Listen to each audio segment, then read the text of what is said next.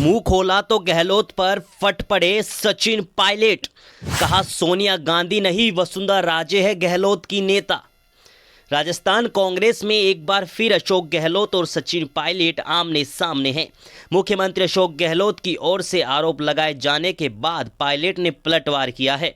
उन्होंने कहा कि मुख्यमंत्री के भाषण को सुनकर ऐसा लगता है कि उनकी नेता सोनिया गांधी नहीं बल्कि वसुंधरा राजे है। पायलट ने 11 मई से भ्रष्टाचार के मुद्दे पर 5 दिन का यात्रा निकालने का ऐलान किया। उनकी यह यात्रा अजमेर से जयपुर तक जाएगी। 5 दिन में 125 किलोमीटर की पैदल यात्रा की घोषणा पायलट ने की है। उन्होंने कहा कि वह करप्शन का मुद्दा उठाते रहेंगे। पायलट ने कहा कि मैंने मुख्यमंत्री अशोक गहलोत का धौलपुर का भाषण सुना। उसे सुनकर ऐसा लगता है कि उनकी नेता सोनिया गांधी नहीं वसुंधरा राजे है। एक तरफ कहा जा रहा है कि हमारी सरकार को गिराने का काम भाजपा कर रही थी, दूसरी तरफ कहा जाता है कि हमें बचाने का काम वसुंधरा राजे कर रही थी। आप कहना क्या चाहते हैं, आपको स्पष्ट कर देना चाहिए। पायलट ने अशोक गहलोत के उन आरोपों को खारिज किया जिनमें उन्होंने कहा था कि सरकार गिराने के लिए कांग्रेस के कुछ विधायकों ने भाजपा से पैसे लिए थे। पायलट ने कहा कि जो लोग 30-40 से सार्वजनिक जीवन में हैं उन पर चंद पैसों के लिए बिक जाने का आरोप लगा देना गलत है। उन्होंने आरोपों को खारिज करते हुए वरिष्ठ नेता हेमाराम का उदाहरण दिया और कहा कि उन्होंने सार्वजनिक कामों के लिए 100 करोड़ की जमीन तक दान कर दी। उन्होंने यह भी पूछा कि यदि विधायकों के लिए पैसे 3 साल तक है तो उन पर कार्रवाई क्यों नहीं की गई। राजस्थान के पूर्व डिप्टी सीएम ने कहा कि उन्होंने दिल्ली में जाकर अपनी बात रखी थी, जिसका संज्ञान लेकर तत्कालीन अध्यक्ष सोनिया गांधी ने अजय माकन और मल्लिकार्जुन खड़गे को जयपुर भेजा था। 25 सितंबर की घटना का जिक्र करते हुए पायलट ने कहा कि विधायकों की बैठक नहीं होने दी गई। यह सोनिया गांधी की अवमानना, बेइज्जती और गद्दारी थी। उन्होंने कहा कि विधायकों को उनकी मर्जी के खिलाफ इस्तीफा दिलवाया।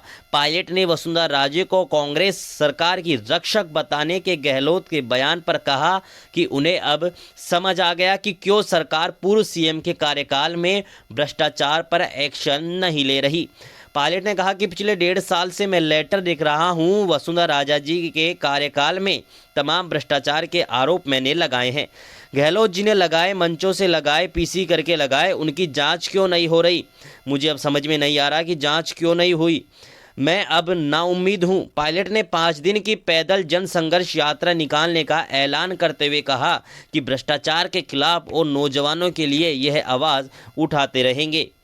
दरअसल कल प्रेस कॉन्फ्रेंस के अंदर सचिन पायलट पूरा का पूरा अशोक गहलोत पर बरसे।